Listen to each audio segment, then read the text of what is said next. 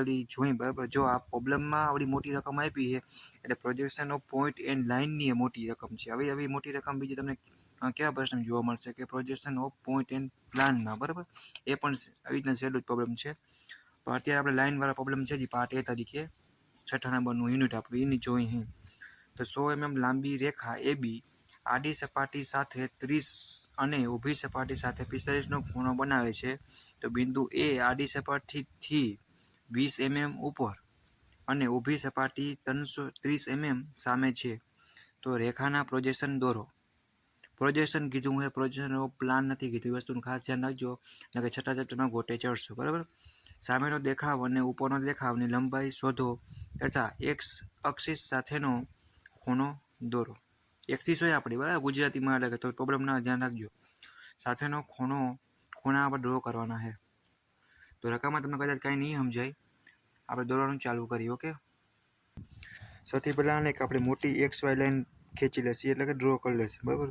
જો વધારે થઈ જાય તો કોઈ ટેન્શન નથી બરાબર. હું અત્યારે તમારી પેન્સિલથી કરવાનું એ વસ્તુનું ખાસ ધ્યાન રાખજો. કોઈ ભૂલથી પણ પેન યુઝ ન કરે. આ તમારી X અને આ Y બરાબર. આ લાઈન પહેલાં ડ્રો કરી લેવાનું જ્યારે કોઈ પણ આવા પ્રોબ્લેમ આવે ને ત્યારે. આ થઈ જાય ને ભાઈ તમારે શું કરવાનું, જો રકમમાં આપ્યું બરાબર એ પણ આપણે 20 ઉપર લેશી બરાબર. અને એ જ લાઈનમાં સીધું 30 નીચે, આ 10, 20 અને 30.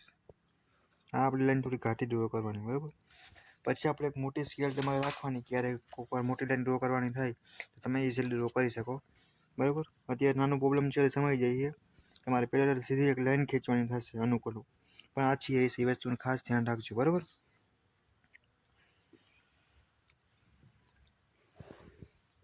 આમ ખેંચી લીધી પછી આનું માપ આપણે આપી દેશે કેટલી હતી હેઠે આપણે ખેંચી એ રકમ પ્રમાણે 30ની બરાબર. અત્યારે હું 30 લખી નાખું અને ડાયમેન્શન માટે લીટો પણ સાથે કરી નાખવાનું એટલે આપણે ભૂલાય નહીં. ઉપર આપણે 20નું લીધું બરાબર, તો અહીંયા થોડીક લાઈન સાથે ખેંચી લેશી એટલે અહીંયાનું પણ માપ ડાયમેન્શન દેવાઈ જાય. એ આપણું 20નું બરાબર. આ થઈ ગયું તમારું આટલું કામ. આ XY લાઈન જે રકમ પ્રમાણે 30 હેઠે અને 20 ઉપર બરાબર. પછી આપણે અહીંયા વસ્તુ લખવાના છે બરાબર.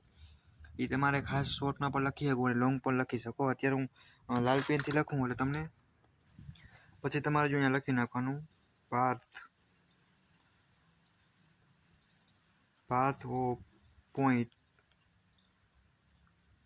એ ઇન એલિવેશન બરાબર. એવું તમારે લખવાનું છે. એ વસ્તુને ખાસ હેઠી લાઈનમાં પણ લખી નાખશી path of point A in આ પ્લાન છે બરાબર. આ આપણી XY લાઈન થઈ ગયું. આટલું તમારી સૂચના વ્યવસ્થિત લખી અને પછી તમારે નામ આપી દેવાના એ ડેશ અને હેઠે એ બરાબર. આટલું કામ થઈ ગયું આપણું. હવે આપણે દોરવાનું ચાલુ કરશે. જો અહીંયા આપણે AB આડી સપાટી સાથે 30નો ખૂણો બનાવે બરાબર. તો અહીંયા આપણે કોણમાં પકડ રાખીને 30ની માપ લઈ અને આપણે લાઈન 100ની ખેંચી અને હેઠે પણ આપણે કેવું કરશે કે હેઠે પછી 45નું ખૂણે રાખીને આપણે લાઈન 100ની ડ્રો કરશે બરાબર. તો ઉપર તમને બતાવું કોણમાં પગનું યુઝ કરવાનું હોય તમારે પ્રોપર અને વ્યવસ્થિત રાખી અને તમારે 30 આગળ આવે ને અહીંયા તમારે પેન્સિલથી પોઈન્ટ કરવાનું. અત્યારે બોલ પેનથી કરું હું જીટીમાં આપણે ખરાબ ના લાગે એના માટે એ વસ્તુનું ખાસ. આ 30 થઈ ગયું બરાબર. તો 30 કરી અને તમે આની મદદથી પણ લાઈન કરી શકો. એવું નથી સ્કેલ હોવી જરૂરી છે. અને 100 એ પ્રોપર રાખી અને તમારે આ પોઈન્ટ આવ્યો તો એટલું તમારે ધ્યાનમાં રાખવાનું બરાબર. સીધી એક લાઈન તમારે ડ્રો કરી નાખવાની છે બરાબર. એ વસ્તુનું ખાસ ધ્યાન રાખજો.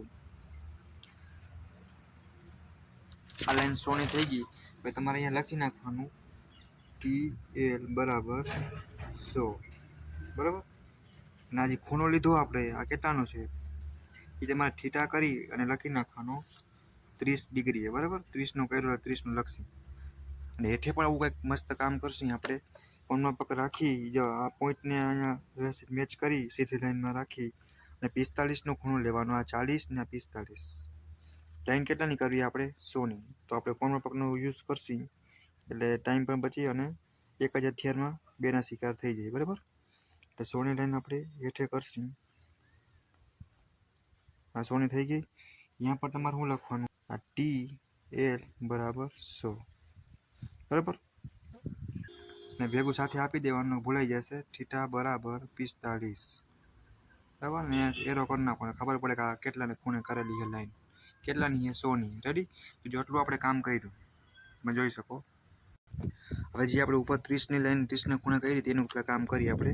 તો અહીંયા સીધી તમારે લાઈન ખેંચવાની, કેની XY લાઈન છે ત્યાં લખી, બરાબર, સીધું તમારે રાખી લાઈન ખેંચી લીધી. આ કે XY લાઈન છે ત્યાં લગી, અને બીજી તમારે એક લાઈન ખેંચવાની થાય જ્યાં લગી 100નું આપણે પૂછ્યું ત્યાં લગી, અહીંયા પણ એક આમ વધારે લાઈન કરી નાખવાની. અહીંયા પણ થોડું કંઈક લખવાનું થાય, તમને હું લખાવી દઉં અત્યારે, બરાબર. અહીંયા તમારે લખવાનું પાથ ઓફ point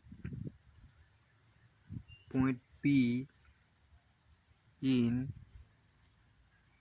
એલિવેશન, બરાબર, આવું લખવાનું, પણ ઇંગ્લિશમાં. કોઈને ગુજરાતી લખવું તો ગુજરાતીમાં પણ લખી શકે. આટલું કામ આપણું થઈ જાય ને પછી આપણે એવી રીતના હેઠે આવશે 45 વાળાનું કામ કરશે આપણે. પછી આપણે હેઠે જે 100 લગી લાઈન આવી અહીંયા પણ એક ડ્રો કરી લેશે સીધી. આ આછી કરવાની એ વસ્તુનું ખાસ તમારે ધ્યાન રાખવાનું. અહીંયા પર તમારે શું લખવાનું છે, અત્યારે હું ભૂલ લખું, તમારે આમ સીધું લખવાનું, બરાબર. પાથ ઓફ પોઈન્ટ બી, ઉપર પોઈન્ટ એ હતો, આ પોઈન્ટ બી છે ઇન પ્લાન, બરાબર. એટલું કામ થઈ જાય પછી આપણે શું કરશું, પરિકરનું થી આપણે કામ કરશું, બરાબર. પરિકર પેલા બાજુમાં જ રાખવાનું, કે છેટું મૂકવાનું જ જવાનું તમારે, કે બધા હાથે આપણે જોહે જ. પછી જે આપણો 30નો ખૂણાવાળો લીટો આવ્યો છે એને આપણે થોડુંક હેઠે લઈ લઈશું, ક્યાં લગી કે path of point A in plan લગી, બરાબર, સીધે સીધું કરી લીધું. પછી પરિકરને તમારે અહીંયા લગી પોઈન્ટ રાખી અને આટલું મેઝર કરી લેવાનું, અને ચાપ તમારે મારવાની ક્યાં લગી કે હેઠલી જે આપણે લાઈન દોરી ત્યાં લગી, બરાબર. એ વસ્તુનું ખાસ ધ્યાન રાખવાનું છે. એ લાઈન થઈ જાય પછી તમારે શું કરવાનું, કે હજી ઘાટી લાઈન કઈ કરવાની, હવે જે આપણે હેઠે મળી અહીંયા, બરાબર, અહીંયા લગી આવ્યું, અહીં તમારે એક સીધી લાઈન ખેંચી જવાની છે, આપણે મેઇન પોઈન્ટ છે ત્યાં લગી. આ તમારે અત્યારે લાલ કરી નાખો, તમને આઈડિયા હોય, બરાબર. આપણે ઘાટી લાઈન કરવાની છે, આ વસ્તુ હતી આપણી, બરાબર. અહીંયા આપણે બી ડેશ કરશી, બરાબર, અહીંયા ખાલી બી કરશે ને ઉપર બી ડેશ કરી નાખશે આપણે, બરાબર. અહીંયા આપણે માપ દેશી પડી જ્યારે લાઈન આવશે ત્યારે, અત્યારે આપણે ખાલી અહીંયા બી રાખશી, ડેશ નહીં, બરાબર. ને આપણી છે PL. ભાઈ તમારે શું કરવાનું છે, આલ જે મળ્યું અહીંયાથી આપણે જે ઉપર લાઈન એક લઈ જવાની સીધે સીધી, કઈ રીતે તમને બતાવું અત્યારે. ક્યાં લગી જાય, path of point A in evolution, બરાબર. જે આપણે આ લીધું હતું એની સેન્ટરમાં એવી રીતે તમારે વ્યવસ્થિત સીધી લાઈન ખેંચી લેવાની છે, સીધી સીધી. અને પછી તમારે પરિકરનો યુઝ કરી અને તમારે અહીંયા આવી રીતના મેઝર કરી માપી અને પછી તો એ લાઈન પાછી આપણી જે આ ઉપલી લાઈન છે અહીંયા લગી જશે, બરાબર. અત્યારે પેન્સિલ છે એટલે ઓછું દેખાતું હશે, બટ તમે સમજી જજો. એ થઈ જાય પછી તમારે શું કરવાનું, કે અહીંયા જે છેદે આપણે આડે ટચ કરી અહીંયાથી પછી તમારે પાછું આપણે અહીંયા લગી જોઈન્ટ કરવાનું છે. આ જે લાઈન મળશે ને એ ફૂલ ઘાટી એટલે કે આપણો આન્સર છે, એ વસ્તુની ખાસ ધ્યાન રાખજો, બરાબર. અહીંયા આપણે લખી નાખશી બી ડેશ, એટલે બી, આ બી ડેશ, બરાબર. પછી આપણે લખી નાખશી EL, અહીંયા આપણે શું નામ આપશી 1 ડેશ, બરાબર. તો એકવાર આવી ગયો એટલા માટે એટલે આપણે શું આપશી B1, બરાબર. બાકી તમારે સીધું લખી હેઠે એક લાઈન કરવાની અને આને તમારે આમ સીધું લખવાનું, આની ઉપર અથવા હેઠે, બટ મેં તમે સમજાવવા માટે લખ્યું છે. આ આપણો પ્રોબ્લેમ હતો, કાયદેસર અહીંયા આપણો ડ્રો થઈ ગયો છે. તમારે આ મુજબ જ GTUની અંદર ડ્રો કરવાનું, અને એવો એક GTUની અંદર રહેશે જ, બરાબર. ખાસ રહેશે એટલે તમારે પ્રોપર તૈયારી કરી નાખજો, બરાબર. એટલે તમારા માર્ક્સ કવર થઈ જાય. અને 17 માર્ક્સ છે આ ચેપ્ટરના, એ વસ્તુનું ખાસ ધ્યાન રાખવાનું છે. જે લોકોને 7મી 8મી સીટ નથી આવડતી એ લોકો આ સીટનો સહારો લઈ અને આરામથી પાસ થઈ શકશે. પાર્ટ એ આવા પ્રોબ્લેમ આવશે બધાય, અને આપણે આગળ જોઈ ગયા પાર્ટ એ વિડીયો એમાં, બરાબર. પાર્ટ બી છે એમાં સાવ સિમ્પલ છે આના કરતાં પણ. એટલે પાસ થવા માટે તો કંઈ અઘરું છે જ નહીં, બટ તમારે થોડીક ધ્યાન દેવી પડશે. રેડી.